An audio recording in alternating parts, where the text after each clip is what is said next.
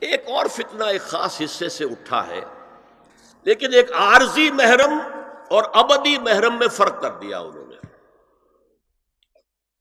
عارضی محرم کیا ہے؟ سالی جو ہے وہ عارضی محرم ہو گئی۔ کیوں؟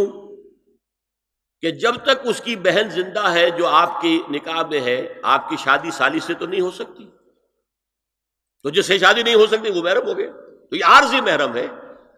ہاں اگر آپ کی زوجہ فوت ہو جائے تو پھر نکاح ہو سکتا ہے، یہ عارضی اس وجہ سے ہے، پھر وہ نامحرم ہو جائے گی۔ تو اس اعتبار سے یہ ایک فتنہ ہے جو اس دور میں اٹھا ہے۔ محرم کوئی عارضی نہیں ہوتا، محرم وہی ہے جو ابدی محرم۔ دیکھیے دیور، جبکہ اس کا شوہر ابھی زندہ ہو تو دیور سے پردہ کرے گی کہ نہیں؟ شادی تو نہیں ہو سکتی۔ ہاں بھائی مر جائے تو شادی ہو سکتی، اس کو انہوں نے کہہ دیا یہ عارضی محرم۔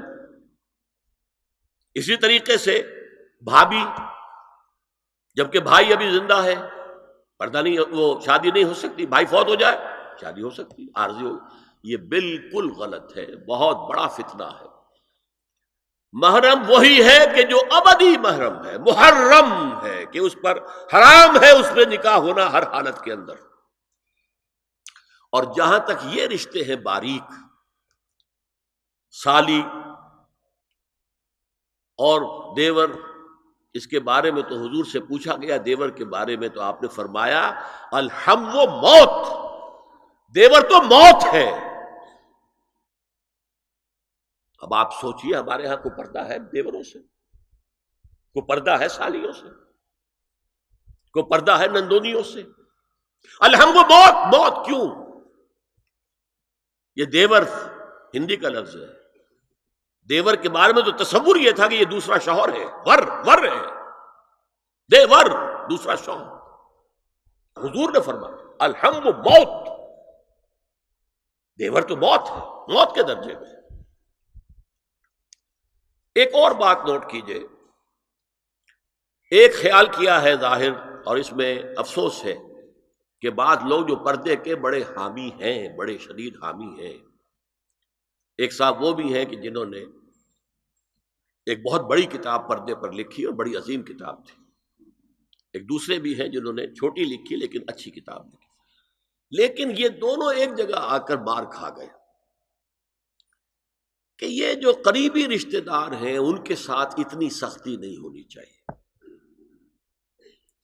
حالانکہ فلسفہ سمجھ لیجیے اچھی طرح، جو قریبی رشتہ دار ہوں گے، کزنز ہیں، اب کزنز کا عیسائیوں کے ہاں شادی نہیں ہو سکتی، کزنز جو ہے جیسے سگے بھائی سے شادی نہیں ہو سکتی، کزن سے بھی نہیں ہو سکتی، ان کا تو معاملہ اور ہو جائے گا۔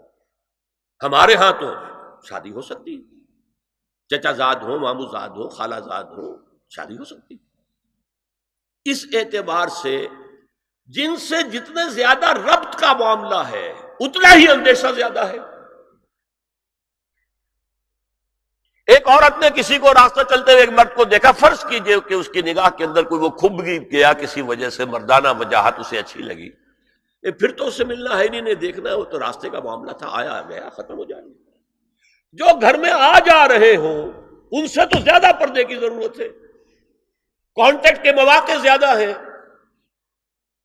بات سری ہوگی بڑھتی چلی جائے گی کانٹیکٹ کی وجہ سے۔ اچھا اسی میں ایک بات دیکھیے، کچھ لوگ کہتے ہیں اچھا جی تو پھر مردوں کا بھی پردہ ہونا چاہیے۔ نہیں، عورت کا مرد کو دیکھنا کچھ اور ہے، مرد کا عورت کو دیکھنا کچھ اور ہے۔ مرد کی فطرت میں گرے اقدام ہے، آگے بڑھ کر کچھ ہے حاصل کرنا، عورت کی فطرت میں بلکہ اس کا حسن اس میں ہے گریز، پیچھے ہٹنا، لہذا پردہ عورت کے لیے مرد کے لیے نہیں۔ لیکن اگر کسی مرد سے ایک رابطے کا معاملہ زیادہ ہونے کا امکان ہو تو نابینا سے بھی پردہ ہے۔ وہ میں آپ کو حضرت ام سلمہ اور حضرت میمونہ نبی صلی اللہ علیہ وسلم کے پاس بیٹھی تھی، اتنے میں حضرت ابن ام مکتوم آ گئے۔ نبی صلی اللہ علیہ وسلم نے ان دونوں سے فرمایا احتجبا منہ، ان سے پردہ کرو۔ ازواج نے عرض کیا یا رسول اللہ الیس اعمی لا یبصرنا ولا یعرفنا، حضور کیا یہ اندھے نہیں ہیں؟ یہ نہ ہمیں دیکھ رہے ہیں نہ ہمیں پہچانتے ہیں۔ فرمایا افعمغایان انتما، کیا تم دونوں بھی اندھی ہو؟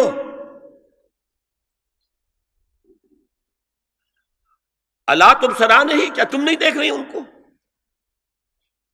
حضرت ام سلمہ تصریح کرتی ہیں ذالک بعد ان امر بالحجاب، یہ جب حجاب کا حکم آ گیا تھا تب حضور نے پھر یہ حکم دیا۔ اس کی وجہ کیا تھی؟ حضرت عبداللہ ابن مکتوم کا گھر میں آنا جانا تھا، تو اگرچہ اندھے ہیں لیکن یہ کہ یہ بار بار کا آنا جانا اس سے فتنے کا ایک دروازہ کھل سکتا ہے، اس دروازے کو بند کر دیا گیا۔ حضرت عائشہ کے پاس ایک نابینا آیا تو انہوں نے اس سے پردہ کیا، کہا گیا کہ آپ اس سے پردہ کیوں کرتی ہیں، یہ تو آپ کو نہیں دیکھ سکتا۔ جواب میں حضرت ام المومنین نے فرمایا لاکنی انظر الیہ، میں تو اسے دیکھ رہی ہوں نا۔ عورت مرد کو دیکھے، البتہ یہ کہ عام حالات میں آپ بازار میں چل رہے ہیں، عورت جا رہی ہے، کوئی باہر نکلنا پڑا ہے، تو اس حالت میں اگر وہ مرد کو دیکھتی ہے تو اس میں در حقیقت وہ فتنہ نہیں ہے کہ جو گھر میں آنے جانے والے لوگوں کا ہے۔ تو جو یہ کزنز ہیں، جو قریبی رشتہ دار ہیں، جن کا آنا جانا زیادہ ہے، ان سے زیادہ سخت پردہ ہونا چاہیے بنسبت اجنبیوں کے، کہ اجنبیوں سے آج اگر کوئی دیکھ بھال ہوئی ہے تو اس کے بعد پتہ نہیں پھر کبھی دیکھے گا بھی کہ نہیں، یا دکھے گی کہ نہیں۔